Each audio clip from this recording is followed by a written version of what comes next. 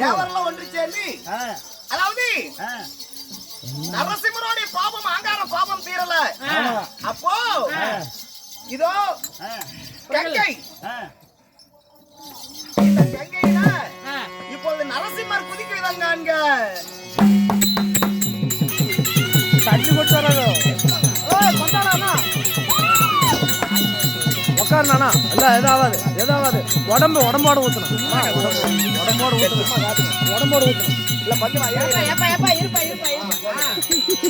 போதும் போதும். கங்கையில குதித்து வராரு. கங்கை பொங்குது. பொறுமை. நரசிம்மராகப்பட்டவர்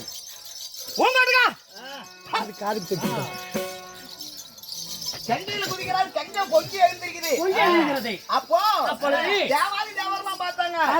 இப்பயுமே அதாவது நரசிம்மர் அவதாரம் அவதாரம் வந்து நம்ம நெருப்பூருக்கு பக்கத்துல முத்தையன் கோவில்ங்கிற ஒரு கோவில்ல முதல் நரசிம்மர் போய் அந்த அந்த மரத்துக்கடியில போய் உட்கார்றாரு. அந்த சலத்துல உட்கார்றாரு. அதனாலதான் அந்த மரத்துக்கடியில இருந்து அந்த காவாயில இருந்து இன்னும் தண்ணி வருது. வத்தாத தண்ணி.